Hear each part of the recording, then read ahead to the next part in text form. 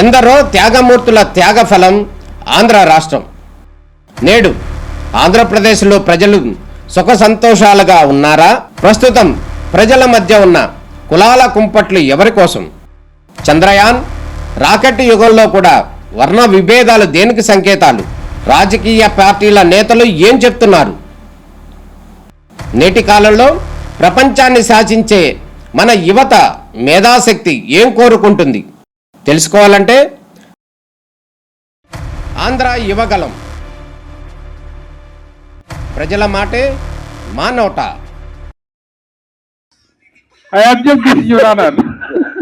Okay, కొంతమంది, అందరూ కాదు. అది ముఖ్యంగా ఏబిఎన్, మహా, TV5 ఉన్నారు ఇక్కడ. Thank you. Okay, before I start, కానీ నాకు తెలిసి ఇంతవరకు హిస్టరీలో స్టేజ్ మీద మీడియా శత్రువులు అనే మాట ఫస్ట్ టైం వాడి ఉంటారు ఎవరైనా. కరెక్టా? ఇలాంటి క్రెడిట్స్ అన్ని మీకే దక్కుతుంటాయి. ఓకే, సో నాకు అంటే ఇప్పుడు రకరకాల వేరే వేరే ఛానల్స్లో వేరే వేరే బిట్స్ ప్రోగ్రామ్స్లో వేరే వేరే న్యూస్ వచ్చినాయి కాబట్టి నాకు ఒక్కసారి ఆ టైం లైన్ ఈవెంట్స్ అనేది ఒక ఆర్డర్లో చెప్తే దాని తర్వాత నేను చెప్పేదానికి మీరు అడిగిన దానికి ఒక సెంబ్లెన్స్ ఉంటుందని గమనిస్తే, ఇప్పుడు ఫస్ట్ నేను ఎప్పుడో ఒక సంవత్సరం క్రితం ఒక ట్వీట్ పెట్టాను, 1, 2, 3 ఏదో సంథింగ్. ఇప్పుడు నేను రోజుకు 10 ట్వీట్లు పెడతాను, 10, 15, కొన్ని రోజులు ఇంకా ఎక్కువ. అంటే ఈ సంవత్సర కాలంలో కొన్ని వేలు పెట్టి ఉంటాను ఆ లెక్కన. ఆ వేలల్లో ఎప్పుడు ఏం పెట్టాను, ఏ సందర్భంలో పెట్టి ఎవరికి గుర్తుండటానికి ఛాన్స్ లేదు. అందుకని ఐ హ్యావ్ నో నాలెడ్జ్. అది ఇప్పుడు రెండో పాయింట్, దాని వలన ఒకరి మనోభావాలు దెబ్బతిన్నాయి. దానిపైన కంప్లైంట్ పెట్టడం జరిగింది. ఇప్పుడు ఇక్కడ పాయింట్ ఏంటంటే, సంవత్సరం తర్వాత ఎందుకు లేచారు సడన్గా నిద్ర అంటే, ఓకే పాసిబుల్ నిజంగా చూసి ఉండకపోవచ్చు, తను హర్ట్ అయ్యాడు, ఓకే. దానికి సంబంధించి అది అయిపోయింది, దాని వలన ఏమీ జరగలేదు. ఆ టైంలో వచ్చినప్పుడు నాకు తెలిసి మీడియాలో కూడా ఏంటి ఇలా వచ్చిందా అని ఎవరన్నా అడిగినది కూడా నాకు గుర్తులేదు. అంటే ఎవరో దాన్ని పట్టించుకుంది, ఈయన ఒక్కరే సంవత్సరం తర్వాత పట్టించుకున్నారు, అదొకటి. సో అప్పుడు నేను బిజీగా ఉండటం వలన నేను ఒక డిఫర్డ్ టైం అడిగాను, ఆ ఇన్స్పెక్టర్ గారు ఇచ్చారు.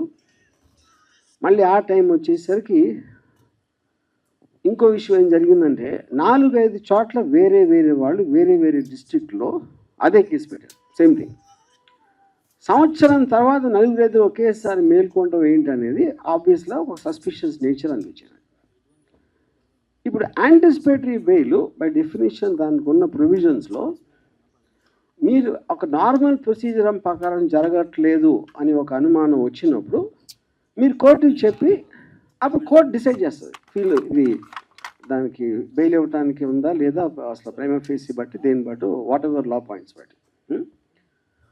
అది నా వర్క్ కూడా అవ్వకపోవటం వలన నేను మళ్ళీ అడిగాను ఇంకొక డేటు కావాలంటే అర్జెంట్ అయితే నేను వర్చువల్ అపియరెన్స్లో వీడియో ద్వారా ఇస్తాను. అది చాలామంది చేస్తున్నారు, సుప్రీంకోర్టు మీద కూడా దాని ఉంది. Prime minister Narendra Modi also he supported that for quick and efficient service and justice అని. అప్పుడు నేను ఆ టైంలో 11 గంటలకి ఎప్పేర్ అవ్వాలి 25వ తారీఖు అంటే, నేను 10 గంటలకి నేను ఒక రిప్లై ఇచ్చాను, ఇలా కుదురుతుందని. ఒక 20 నిమిషాల్లో పోలీసులు వచ్చారు, నేను పెట్టిన 20-30 మినిట్స్లో.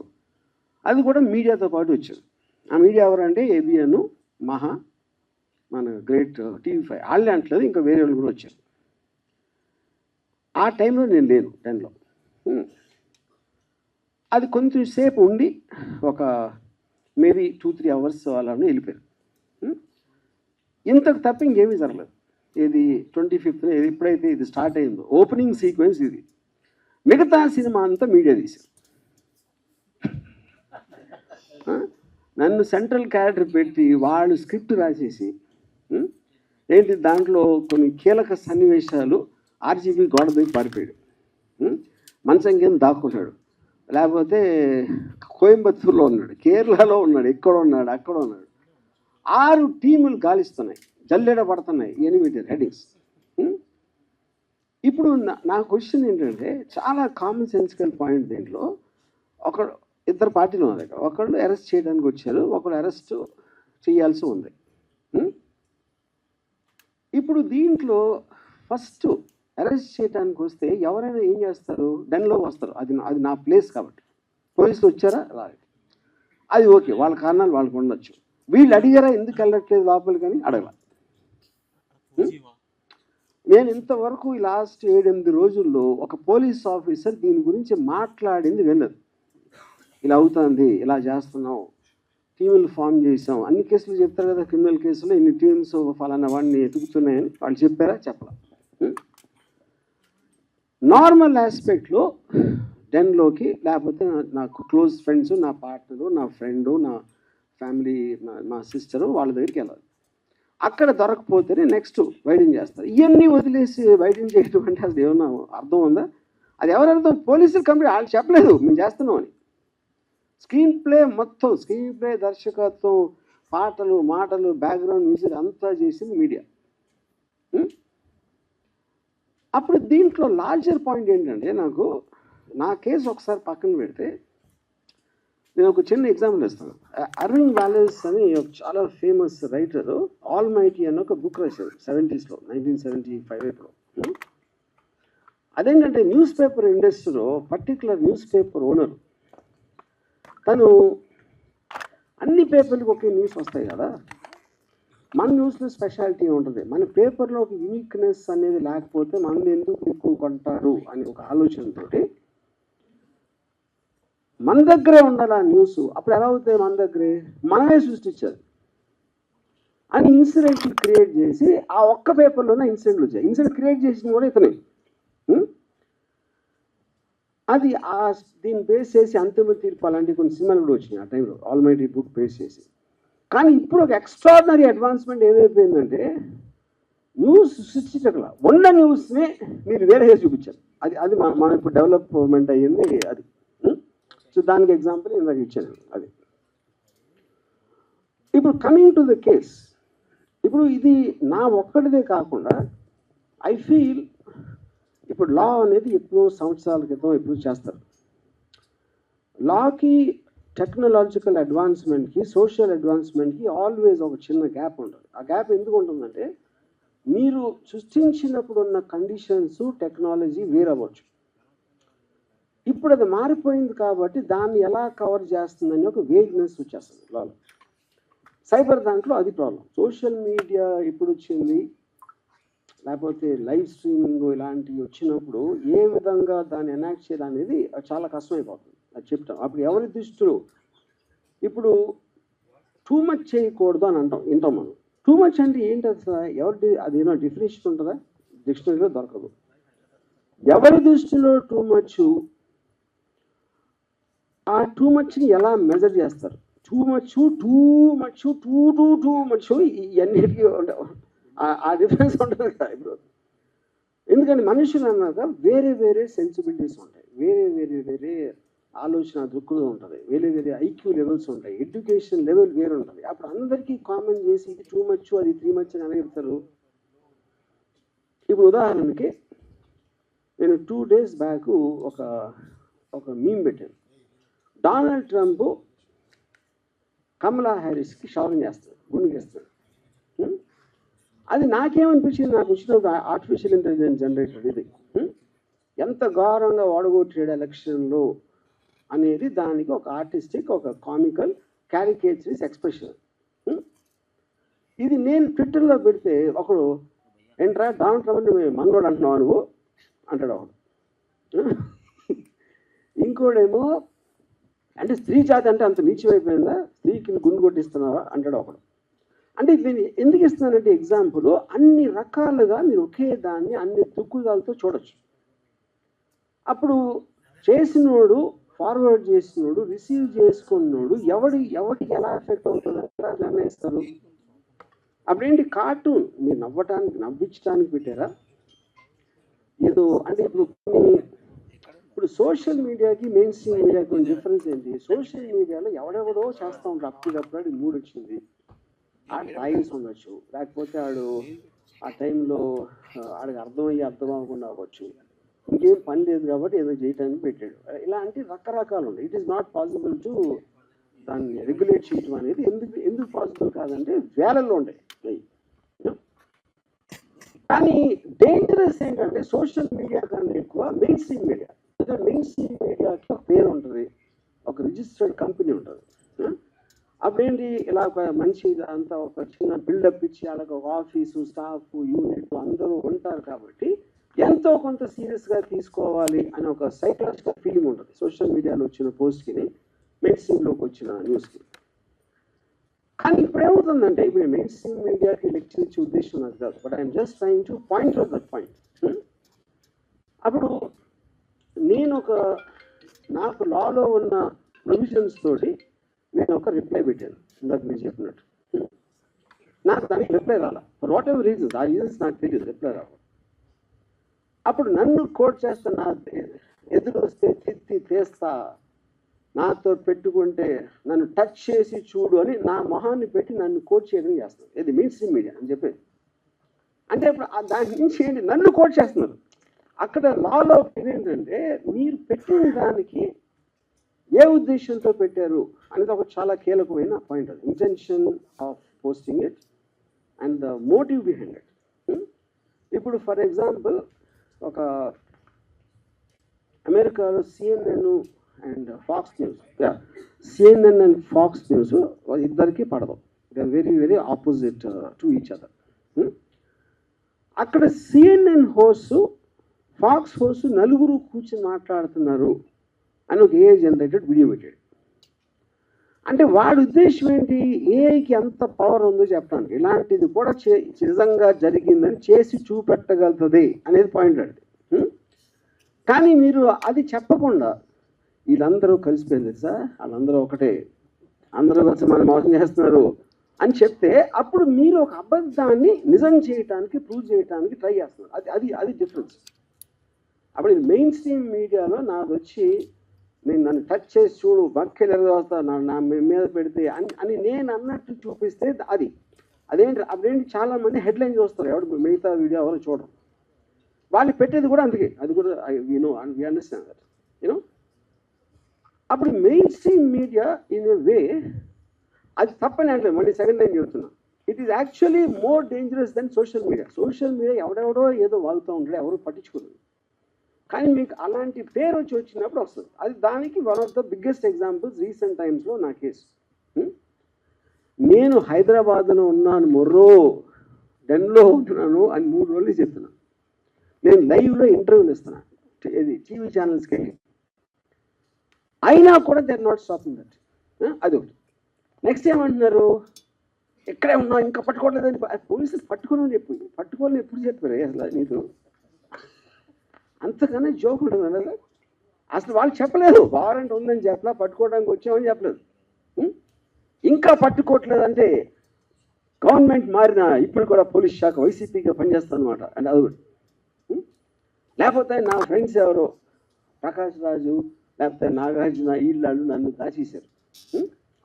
దాచారని అంత ఇది ఉంటే అక్కడికి వెళ్ళాలి కదా. అంత ఇన్ఫర్మేషన్ మీడియా దగ్గర ఉంటే వీళ్ళే కదా ఇప్పుడు డిటెక్టివ్స్.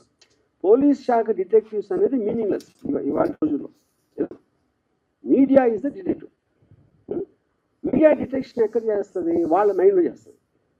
దానికి ఎవిడెన్స్ కానీ దానికి ఒక సపోర్ట్ బేసిస్ అనేది ఉండదు.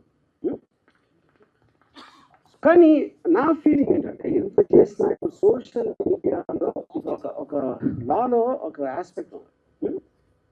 4 E's అంటారు దాన్ని. ఇంజనీర్ ఒక ప్రాబ్లమ్ని ఇంజనీర్ చేసి ఎలా దీన్ని ఆపాలి, లేకపోతే కంట్రోల్ చేయాలి, లిమిటేషన్ పెట్టాలి అంటే ఇంజనీర్ చేయాలి. దాన్ని ఎనాక్ట్ చేయాలి, ఒక లాగా తీసుకోవాలి. ఓకే, ఈ పరిస్థితి ఇది అని డెఫినేషన్లు అన్ని ఇచ్చి పారామీటర్స్ ఫిక్స్ చేయాలి.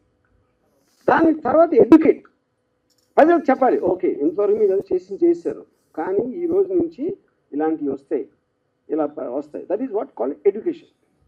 దాని తర్వాత ఎన్ఫోర్స్మెంట్. ఆ ఎడ్యుకేట్ చేసిన తర్వాత కూడా దాన్ని వాడు నేను అతిక్రమిస్తే దానికి ఒక కాంటెక్స్లో పనిష్మెంట్ ఏదేదో పెనలైజేషన్ జరుగుతుంది. ఇక్కడ మనం ఉన్న ఈ టైమ్స్ ఏమవుతుందంటే ఈ 4 E's కూడా లేవు.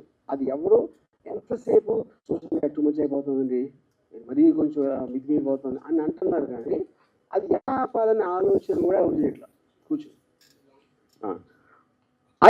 అదే చేయనప్పుడే మిగతా 3 ఎక్కడికి వస్తాయి. 100% we agree that there's some very offensive posts. There's no doubt about it.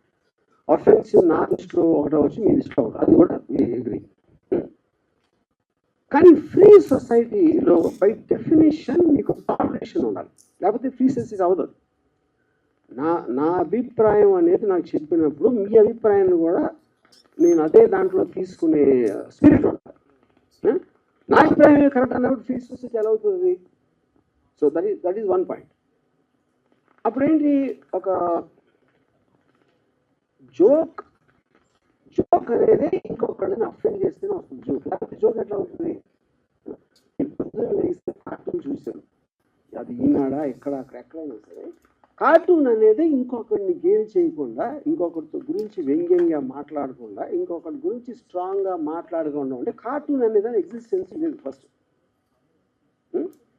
ఇప్పుడు చాలా పాత రోజుల్లో 60s, 70s జార్జ్ వెల్ అని ఒక చాలా famous writer, is a Pulitzer Prize winner, animal farm అని ఒక బుక్ రాశాడు. దాంట్లో తన దేశంలో కమ్యూనిజంకి డెమోక్రసీకి ఉన్న డిఫరెన్స్లో తను ఏం చెప్పాడంటే చేసేదాన్ని మొత్తం అన్ని చోట్ల అందరూ, నేను చెప్పేది ఒకళ్ళిద్దరు కాదు. అప్పుడు వాటిని మీరు రిస్ట్రిక్ట్ చేయలేరు కాబట్టి నేను ఇందాక చెప్పింది సీరియస్గా తీసుకోవట్లేదు. America is not able to control. మొత్తం 2024 ఎలక్షన్లో total thing was on memes. ఇప్పుడు డొనాల్డ్ ట్రంప్ ట్రయల్ జరుగుతూ ఉంటే ఆల్విన్ బ్రాగ్ అని attorney general of United states, Trump ఒక మీమ్ పెట్టాడు. ఆల్విన్ బ్రాగ్ ఉండి వెనకాల నుంచి బేస్బాల్ బ్యాట్ తోటి తల మీద కొడుతున్నట్టు పెట్టాడు. ఏది తన ఓన్ ట్విట్టర్లో. అది ఆ తర్వాత అమెరికన్ ప్రెసిడెంట్ అయిపోయాడు. అది వేరే విషయం. దాని తర్వాత సో ఇప్పుడు దీనికి ఒక చిన్న కనెక్షన్ ఏముంటుందంటే, సినిమా సెన్సార్ బోర్డు ఎందుకు ఉంది? 1952 సినిమాటోగ్రాఫ్ యాక్ట్లో వాళ్ళు అప్పుడు ఫీల్ అయింది ఏంటంటే, ఒక powerful medium imagery, dialogue, video వీటితోటి బయటకు వస్తే అఫెండ్ అవ్వచ్చు అదవచ్చు అని ఇలాంటి అన్ని అనుకుని ప్రతిదీ ఒక బోర్డు చూసి డిసైడ్ చేసి సర్టిఫికేషన్ చేయాలి. సోషల్ మీడియా లేదు, ఇంటర్నెట్ లేదు, శాటిలైట్ టీవీ లేదు, ఏమీ లేనప్పుడు వచ్చిన యాక్ట్. అందుకని దీన్ని ఏం చేయాలో తెలియక దీన్ని వదిలేస్తున్నారు. ఓటీటీ లైవ్ చూపిస్తారు, లైవ్ స్ట్రీమ్లో బూతులు తిడుతూ ఉంటారు, పాలిటీషియన్స్ బూతులు తిడుతూ ఉంటారు, మెయిన్ స్ట్రీమ్ లివింగ్ రూమ్లో పిల్లలు ఉన్నప్పుడు. అది ఎందుకంటే మీకు సెకండ్ బై సెకండ్ వెళ్ళిపోతూ ఉంటే మీరు చెప్పేది బయటికి, దాన్ని ఎలా సెన్సార్ చేస్తారు? అప్పుడేదో అది చేసాం కాబట్టి ఇప్పటికీ సినిమాలు ఒక్కదానికి పరిమితం చేస్తారు సెన్సార్. అంటే లాస్ అనేవి అలా యాక్ట్ అవుతాయని చెప్పడం నేను ఆ దృష్టి తీసుకోవడానికి చెప్తున్నాను. సో అప్పుడు అది కంట్రోల్ ఎలా చేయాలి, అసలు చేయాలా వద్దా అనేది మేజర్ ఇష్యూ. ఇప్పుడు సపోజ్ ఇది నాకు జరగలేదు అనుకోండి, ఇది ఎవరికో జరిగింది అనుకోండి, నాకు తెలిసి నేను కూడా ఎంజాయ్ చేసేవాడిని. ఎవరో డైరెక్టర్ ఎక్స్ ఆడు ఉనికిపోతున్నాడంట, గోడ దూకిసాడంట, సిలోన్ పారిపోయాడంట అంటే I'm sure even I would have enjoyed that. ఎందుకు ఎంజాయ్ చేస్తాం అంటే మనిషి నైజంలోనే ఇంకొకటి ప్రాబ్లం ఉన్నప్పుడు మనకి డ్రమాటికలీ ఇంట్రెస్టింగ్గా ఉంటుంది అది వినటానికి. అందుకని మీకు ఎప్పుడు కూడా థంబ్ లైన్స్ అనేది నెగిటివ్ ఇష్యూస్లో వస్తాయి. నెగిటివ్ థంబ్ లైన్ ఉంటేనే ఓపెన్ చేస్తారు, లేకపోతే ఓపెన్ చేయడం దాన్ని ఫస్ట్. అప్పుడేంటి, అదే ఫ్యాక్ట్ అని అనుకుని ఓకే అని అనుకోవచ్చు. ఎందుకంటే మీరు చెయ్యలేని దాంతో మన కోవిడ్ వచ్చినప్పుడు సహజీవనం చేయాలని చెప్పారు కదా, అంతే. అప్పుడు అది ఇది అనుకుంటే అలా తీసుకుంటే అసలు ప్రాబ్లమే లేదు. So more or less this is what I want to say. I think నేను మరీ ఎక్కువ లెక్చర్ ఇస్తే ఐఎమ్ సారీ ఫర్ దట్. చెప్పాను కదా, ఇప్పుడు ఇంకేం చెప్పాలి?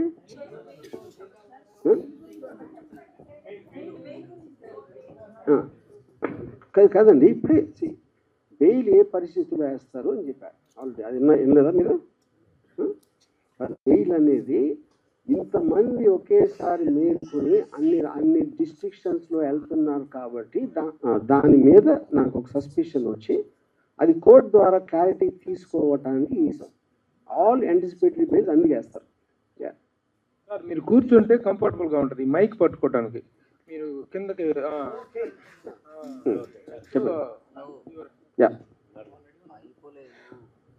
ఏం చెప్పాలి? కంగ్రాచులేషన్స్ చెప్పాలా లేకపోతే ఎలా స్టార్ట్ చేయాలి? ఇట్లా బెయిల్ వచ్చినందుకు ఇప్పుడు సార్ జ్యుడిషియల్ ప్రాసెస్లో అదే నేను చెప్తున్నాను. ఇప్పుడు జ్యుడిషియల్ ప్రాసెస్ మీరు ఏమి లాయర్తో మాడక్కలేదు, జస్ట్ మీరు వికీపీడియాలో కానీ లేకపోతే సెక్షన్ ఫలానా లేకపోతే 41 CRPC నోటీస్ ఏంటి అని పెడితే అందరికీ తెలుస్తుంది. అదే దానికి పెద్ద బ్రహ్మ మీకు మహా ఎడ్యుకేటెడ్ అని అవసరం లేదు. ఓకే, అందరూ ఒకటి మిస్ అవుతుంది. ఆర్జీని అరెస్ట్ చేయాలి, ఇంకా అరెస్ట్ చేయడం అంటే ఏంటది, ఏం కేసు అని ఎవడు అడగడు.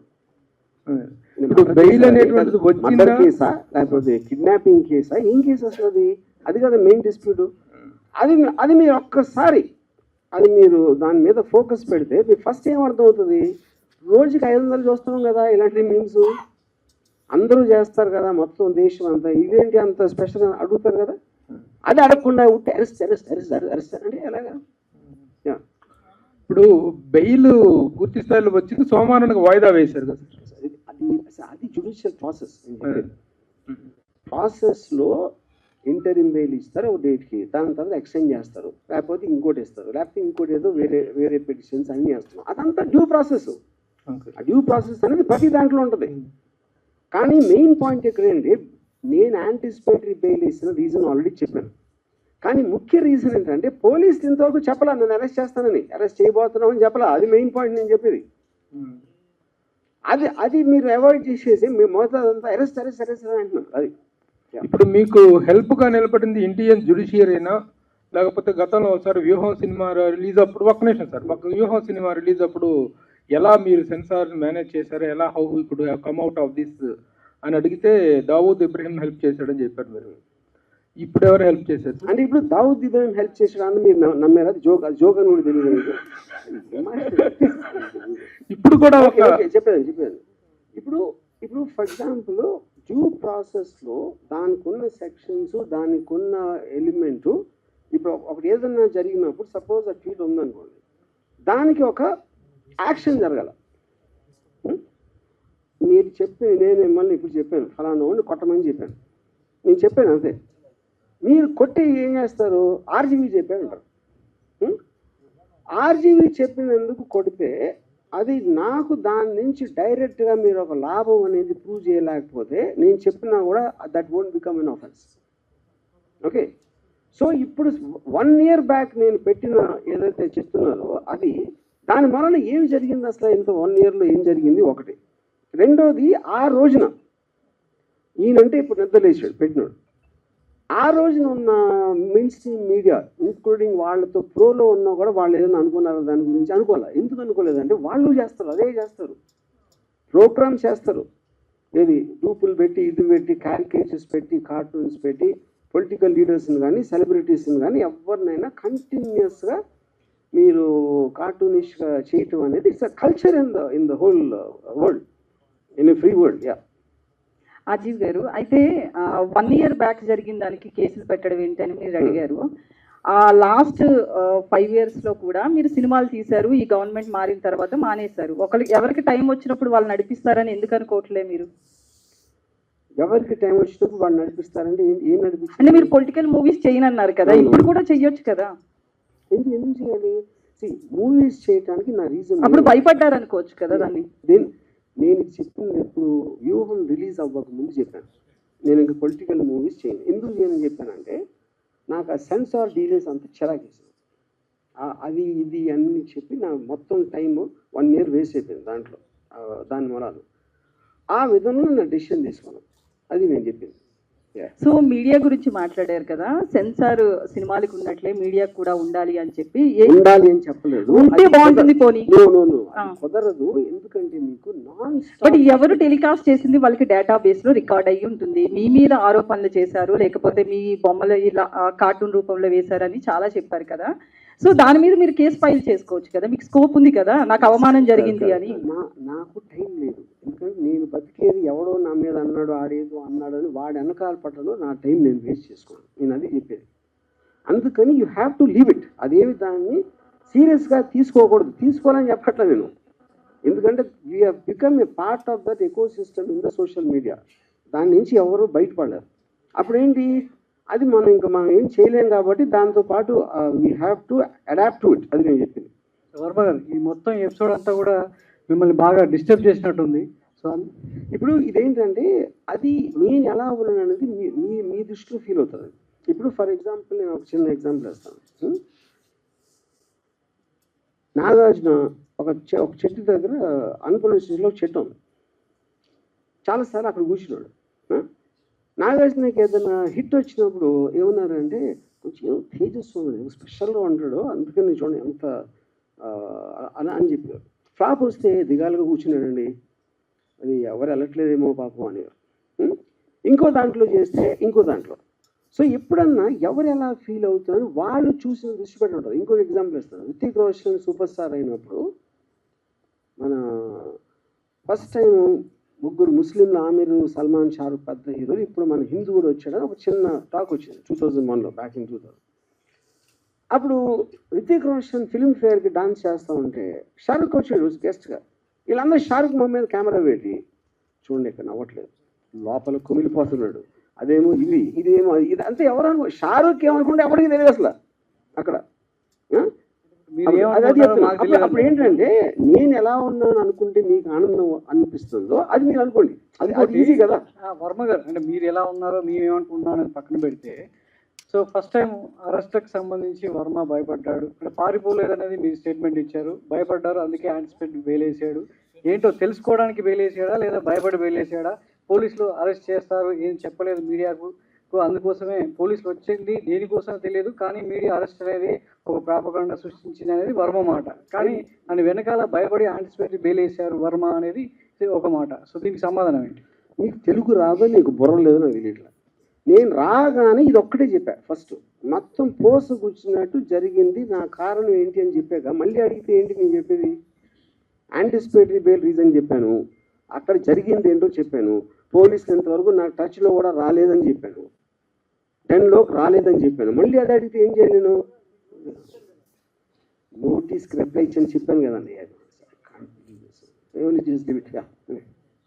రిప్లైలో ఏమి ఇచ్చారో కూడా చెప్పాను. ఎస్ హియర్ అండి. ప్రతిదానికి స్ట్రైట్గా మాట్లాడేటటువంటి ఆర్జీవి పోలీసుల విచారణకు సంబంధించి మాత్రం వెళ్ళలేదు, యాంటిసిపేటరీ బెయిల్ వచ్చింది, it's fine. At the same time పోలీసులు సెకండ్ టైం నోటీసులు ఇవ్వడానికి డెన్ వద్దకు వచ్చారనేది క్లియర్ కట్ సమాచారం. సెకండ్ టైం కాదండి, సెకండ్ టైం వేరే డేట్ ఇచ్చారు ఫస్ట్ అయిపోయిన తర్వాత. ఓకే, ఆ డేట్లో నేను 10 o'clockకి నేను రిప్లై పెట్టాను, నాకు ఫర్దర్ టైం కావాలి, లేకపోతే వర్చువల్గా వీడియోలో వస్తాను. ఓకే, ఇప్పుడు రాని ఫోన్ ఎందుకు స్విచ్ ఆఫ్ వచ్చింది? అది చెప్తాను. ఓకే ఓకే, అది నేను చెప్పలేదు ఇందాక. నేను 2 o'clock వరకు నా ఫోన్ స్విచ్ ఆన్లో ఉంది. ఓకే, దాని తర్వాత ఇది వాళ్ళు వచ్చింది 10:30కి. 2 o'clockకి స్విచ్ ఆన్ చేసిన దానికి ఒక్కటి మీడియా వాళ్ళు విపరీతంగా అందరూ ఫోన్ చేసింది, ఏమైపోతుంది, పోలీసు ఎందుకు వచ్చారు, బ్లా బ్లా బ్లా బ్లా బ్లా, అది నా వర్క్ ఉంది. సెకండ్ రీజను, నేను యాంటిసిపేటరీ బెయిల్ చేసినప్పుడు దానికి ఒక 5గురు వేరే వాళ్ళు చేస్తున్నారు ఒకేసారి అన్న దాని మీద, దానికి ఎలాంటి స్కీమ్ అయ్యి ఉంటుంది, ఎందుకు చేస్తానని హరాస్ చేయడానికని ఆలోచించడానికి నాకు కావాల్సిన టైం దానికి నేను స్విచ్ ఆఫ్ చేశాను. అది ఎప్పుడైతే డెసిషన్ తీసుకున్నానో ఇమీడియట్గా స్విచ్ ఆన్ చేసి ఇక్కడే ఉన్నానని చెప్పాను. వర్మ గారు, మీరు సంవత్సరానికి ముందు జరిగింది ఇప్పుడు ఎందుకు మళ్ళీ తీస్తున్నారు అంటున్నారు.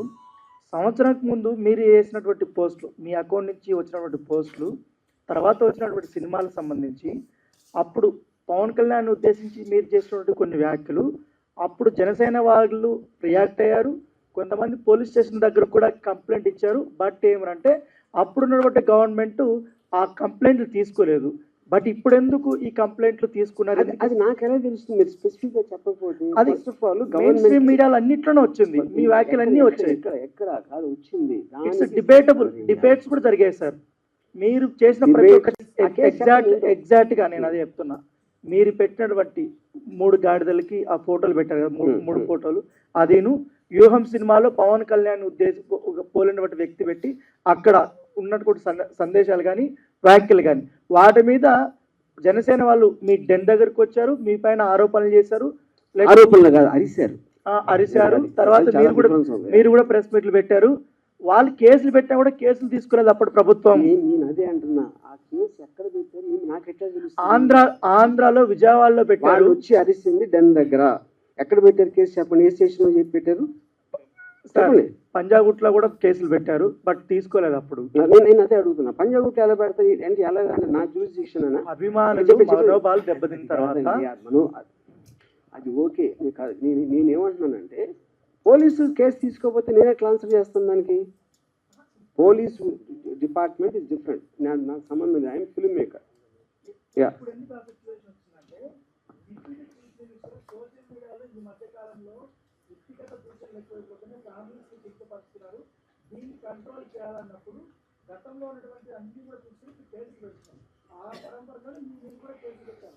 అది నాకు తెలియదు, ఎందుకంటే నాకు తెలియకుండా ఐ డోంట్ వాంట్ టు ఫలానా వాళ్ళు మలానా అవుతుంది కాదు ఫలానా వాళ్ళు చేస్తున్నారు, ఫలానా వాళ్ళు చెప్పారు నేను చెప్పలేను, ఎందుకంటే ఆ నాలెడ్జ్ నా దగ్గర లేదు.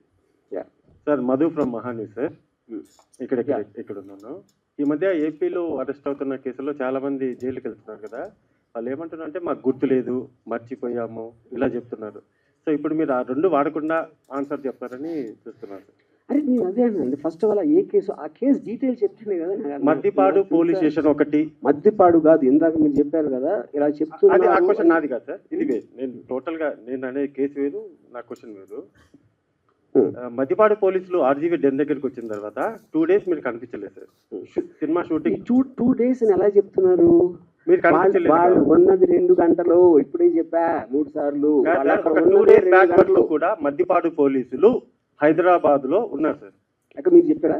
నాకు తెలుసు సార్, నా దగ్గర ఉంది సార్, ప్రూఫ్ ఉంది. చూపించండి ఇప్పుడే.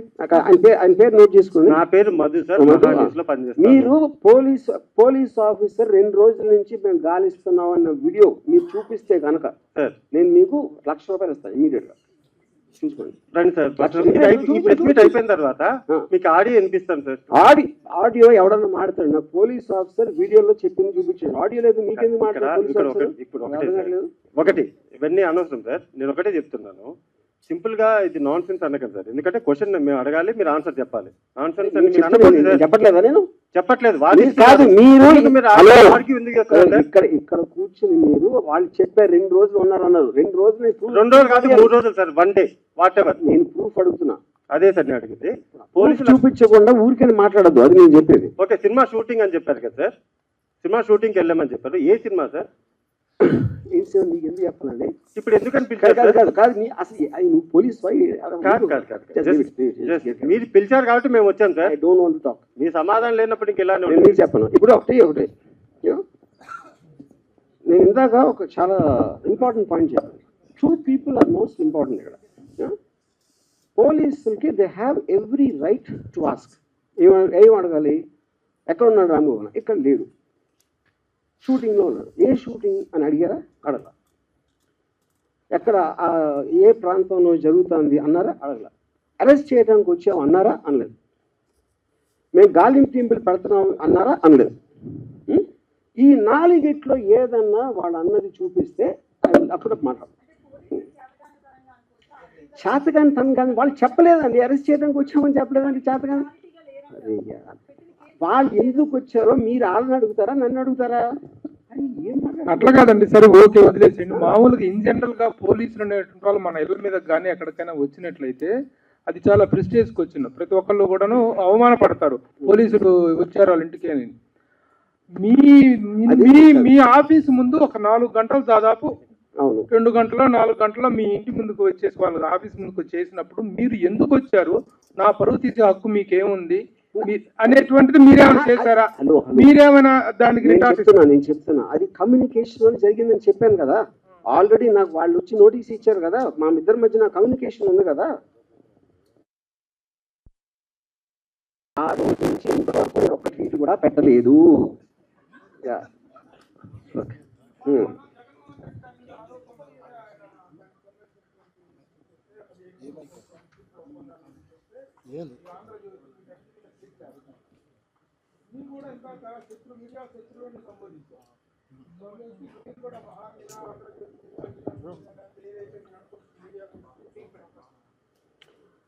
అది case I want to do దాన్ని, అంటే నా కారణాలు వేరు ఉండొచ్చు, ఆ కారణాలు డీటెయిల్స్ నేను తర్వాత చెప్తాను. బికాజ్ ఇది దిస్ కమ్స్ ఏది ఏది ఏది ఏది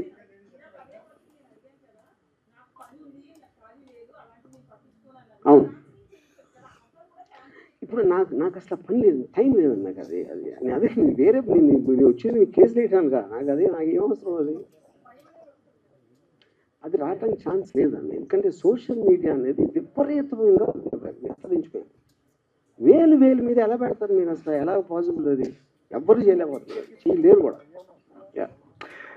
వర్మ గారు, ఇక్కడ అంటే మీరు ఏది సీరియస్ గా తీసుకోరు, సో అదే ఆ లైట్ తీసుకోవటం వల్లే మిమ్మల్ని కూడా మీడియా లైట్ తీసుకుని మీ మీద స్టోరీలు వెళ్ళిందని చెప్పేసి అనుకోవచ్చు. మీరు మీడియాకి ఒక పర్టికులర్ పర్సన్ మీద ఉంటుందని నేను అనుకున్నాను. వాళ్ళకి స్టోరీలు ఉన్న ఇంట్రెస్ట్, ఎంటర్టైన్మెంట్ చూస్తారు, కానీ ఎవరి మీద పర్టికులర్గా పర్సనల్గా తీసుకుంటారని నేను నమ్ముతాను. ఉదాహరణకి సుశాంత్ సింగ్ రాజ్పూత్ అప్పుడు ఆల్మోస్ట్ రిపబ్లిక్లో అర్నబ్ గోస్వామి 1 year నడిపాడు క్యాంపెయిన్. తర్వాత ఒక్కరోజు సడన్గా ఆపేశారు. అది దానికి ఏం సొల్యూషన్ రాలేదు, ఏమీ రాలేదు. అప్పుడు ఆ అమ్మాయి పేరు మర్చిపోయాను నేను, heroine Sushant Singh girlfriend, తన మీద ఇప్పుడు తన మీద కంటిన్యూస్గా తనే చేసింది అని జైలుకి ఎందుకు అరెస్ట్ చేయలేదని నడిపారు కదా. అర్నబ్ గోస్వామికి ఆ అమ్మాయికి ఏం కాదు, ఎప్పుడు కలిసి కూడా ఉంటుంది నాకు తెలిసి 100%. ఏదో ఆ టైంలో అనిపిస్తుంది మీడియాకి, అంటే ఒక వేవ్ లాగా వచ్చి వెళ్ళిపోతుంది. ఎవరు కూడా ఎవరిని పర్టికులర్గా పర్సిక్యూట్ చేస్తారని నేను అనుకోను. ఒకటి, సోషల్ మీడియాని ఎవరు కంట్రోల్ చేయలేరు అన్నారు, బట్ వ్యక్తిగత క్రమశిక్షణ ఎవరికి వాళ్ళు మెయింటైన్ చేస్తే ఏ గోళ ఉండదు కదా. బట్ ఎంటర్టైన్మెంట్ వేలో మీరు ఏది పెడితే అది పెడితే ఇబ్బందులు వస్తాయని చెప్పి మీరు నమ్ముతారా? అసలు ఇప్పుడు ఇది ఎలా ఉంటుందంటే, పొద్దున్న లేచి బాగా చదువుకుని మంచి పనులు చేసుకుని మంచి పెళ్లి చేసుకుని పిల్లలు కానీ చాలా సమాధానం చెప్పినట్టు ఉంది. ఎవరి కాళ్ళు క్రమశిక్షణ అంటే వాళ్ళకి లేదు. లేనప్పుడు ఏం చేస్తారు కదా ప్రాబ్లం. ఇక్కడ ఉన్నోళ్ళు ఏంటి, మనకేం అవసరం? ఇన్ కేస్ రాజీవి అరెస్ట్ అయ్యి జైల్లో ఉంటే జైల్లో ఎలా టైం స్పెండ్ చేస్తారు? అక్కడ విస్కీ ఉండదు, ట్రీట్ చేయడానికి ఫోన్ ఉండదు, ఓడకా ఉండదు, అమ్మాయిలు ఉండరు. Good question. The point is మనకి ఎవ్రీథింగ్ మనకు కావాల్సింది ఉండాలని జీవితం ఎప్పుడు చదువు. నాకు అంబానీ అంత డబ్బు ఉందా? లేదు. నాకు ఎవడో అలాంటి కారు ఉందా? లేదు. నాకు మహా అందగత్తులైన అమ్మాయిలు ఒక భార్య ఉందా? లేదు.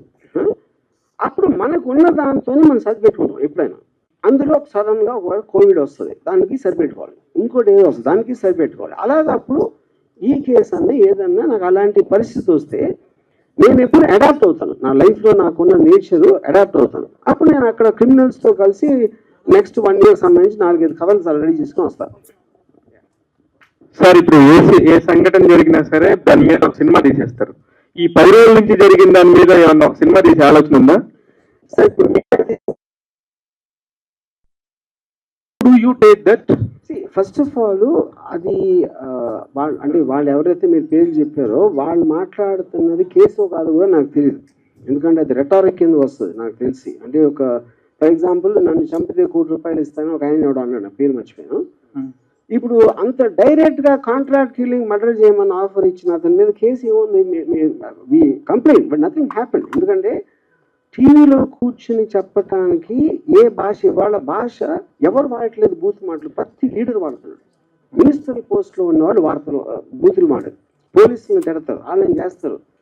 అసలు ఎవరు చూసిన ఇంగిత జ్ఞానం లేకుండా కూడా తిడతారు. వాళ్ళందరి మీద కేసులు ఉన్నాయా? ఎక్కడ లేవు కదా. అంటే అదే నేను చెప్పింది, ఫస్ట్ నేను వచ్చి చెప్పింది ఆ లాస్ అనేది క్లారిటీ లేనందుకు జరుగుతుంది. ఎవరికి తెలియదు దాని వల్ల ఎలా దాన్ని ఏం చేయాలి, కంట్రోల్ చేయాలా, కేసు పెట్టాలా, ఏం చేయాలి అనేది తెలియదు ఎవరికి. అది అంటే ఫైనల్ గా ఇది పోలీసులకి రామ్ గోపాల్ మనకి జరుగుతున్న లవ్ స్టోరీ, ఇందులో మీడియా ఇన్వాల్వ్ అవుతుంది అనేది మీరు కోరుకుంటున్నారా? ఎట్లా? పోలీస్ వారు వాళ్ళది చేస్తున్నారు, నేను చేసుకుంటున్నాను. మీరు మధ్యలో వచ్చి మీరు సినిమా తీశారు, అది నేను చెప్పేది. పోలీసులు తీయలేదు, నేను తీయలేదు సినిమా ఇక్కడ. సార్, మీ నెక్స్ట్ సినిమా కోసం అందరు కూడా వెయిట్ చేసిన పరిస్థితి. మరి నెక్స్ట్ ప్రాజెక్ట్ ఎప్పుడు రాబోతుంది? ఎలాంటి ప్రాజెక్ట్ అనుకుంటున్నారు? ఆల్రెడీ 2 సినిమాలు అయిపోయినాయి. ఒకటి సారీ అని ఒక థ్రిల్లర్ ఉంది, దాని తర్వాత రష్ అని మోటార్ స్పోర్ట్స్ యాక్షన్ ఫిల్మ్ ఉంది. ఆ 2 ఆల్మోస్ట్ రెడీ అయిపోతున్నాయి. Okay done.